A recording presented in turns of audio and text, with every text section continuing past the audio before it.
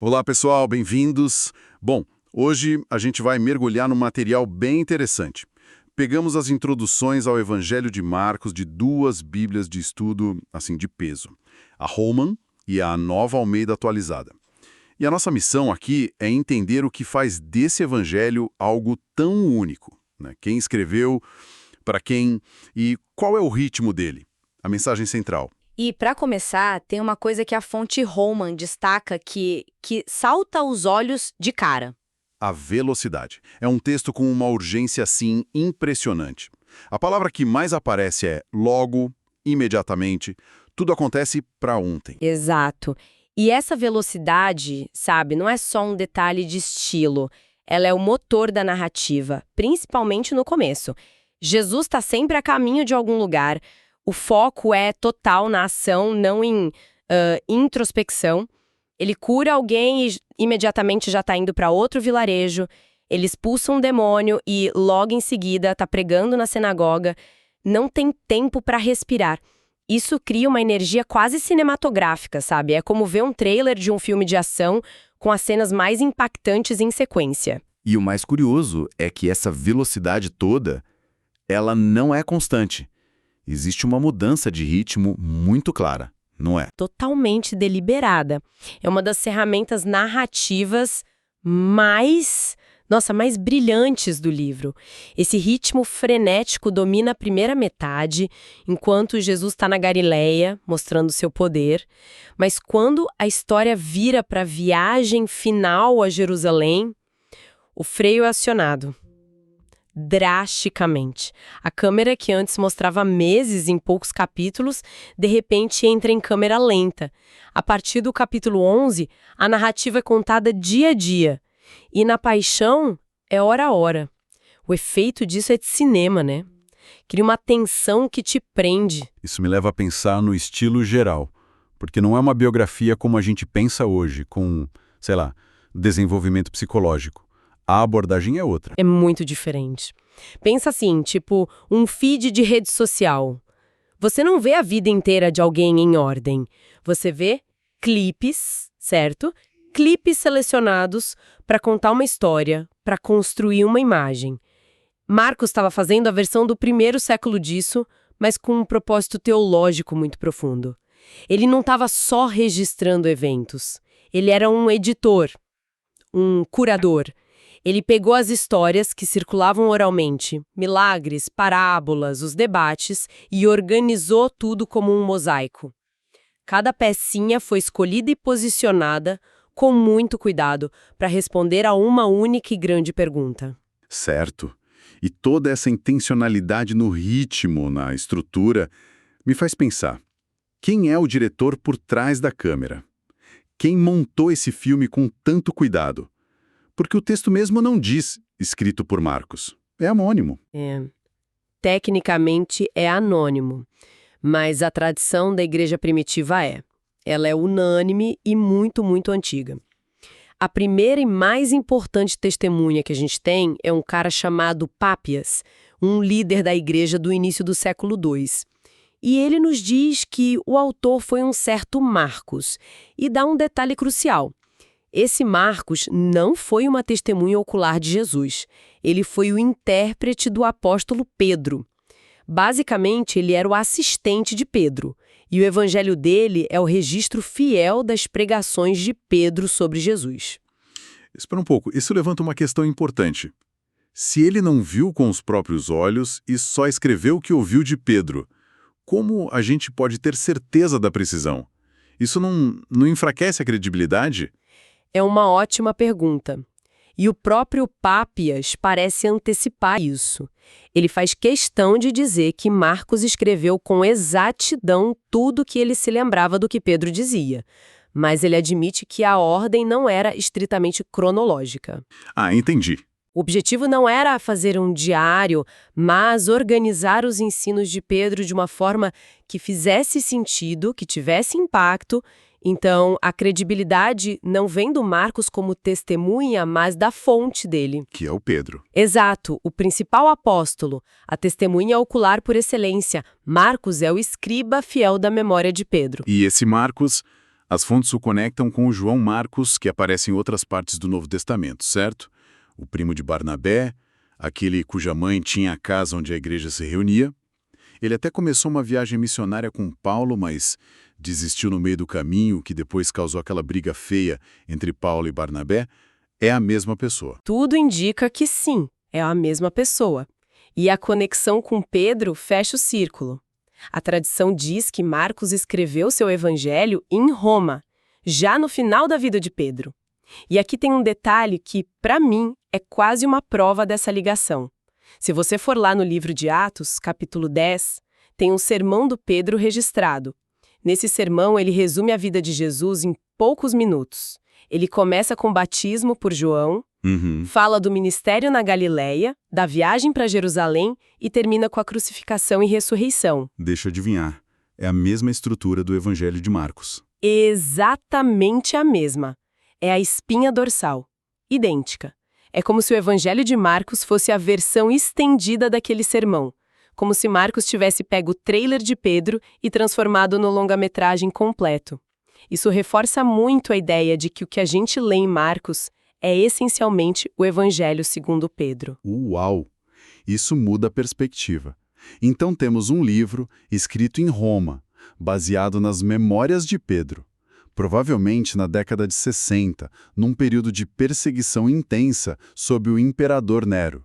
Isso também diz muito sobre para quem ele estava escrevendo. Não podia ser para judeus na Palestina. Definitivamente não. O público-alvo eram cristãos gentios, ou seja, não judeus, vivendo no coração do Império Romano. E o texto está cheio de pistas que confirmam isso. É como se o autor deixasse um rastro para a gente saber quem eram os leitores. Ah, então é por isso que ele para e explica coisas como o ritual de purificação dos judeus. Nunca tinha pensado nisso. Para um leitor judeu seria como explicar o que é o carnaval para um brasileiro. Ele está, traduzindo a cultura para um público de fora. Perfeito. É exatamente isso. Ele age como um guia cultural. Outra pista. Toda vez que ele usa uma expressão em aramaico, a língua que Jesus falava, como Talita Cumi. Menina, levanta-te. Isso. Ele imediatamente traduz para o grego e, por fim, ele usa várias palavras em latim sem tradução. Legião, censo. São termos que um morador de Roma entenderia na hora. Todas essas pistas juntas pintam um quadro muito claro, de um autor em Roma escrevendo para romanos. Ok. Então temos um filme de ação, editado a partir das memórias de Pedro, para um público romano. E no meio de toda essa ação, uma pergunta parece ecoar do início ao fim, feita pelos próprios discípulos no meio da tempestade. Afinal, quem é este homem, que até o vento e o mar lhe obedecem? O evangelho inteiro parece ser a resposta para essa pergunta. Sem dúvida. E Marcos não faz suspense sobre a tese dele. Ele já entrega na primeira frase, princípio do evangelho de Jesus Cristo, Filho de Deus. Pronto, a resposta está ali, no versículo 1. O resto do livro é a prova, a demonstração dessa afirmação. E o interessante é como essa identidade vai sendo revelada aos poucos, e muitas vezes por fontes bem inesperadas. É verdade. Os primeiros a reconhecerem Jesus plenamente não são os discípulos. São os demônios que ele expulsam. Eles gritam, "Eu sei quem tu és, o Santo de Deus." Os discípulos, por outro lado, parecem confusos a maior parte do tempo. Exatamente, eles demoram para entender, a ficha demora a cair. Depois dos demônios, a próxima grande confirmação vem do próprio Deus Pai, na Transfiguração, quando a voz do céu diz, "Este é o meu Filho amado." E a confissão final, o clímax do reconhecimento, vem do lugar mais improvável de todos. O centurião romano. Um centurião romano.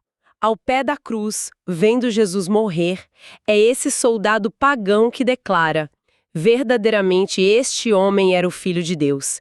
É um arco narrativo incrível. Mas a resposta que Marcos dá sobre quem é o Filho de Deus não era o que as pessoas esperavam na época, né?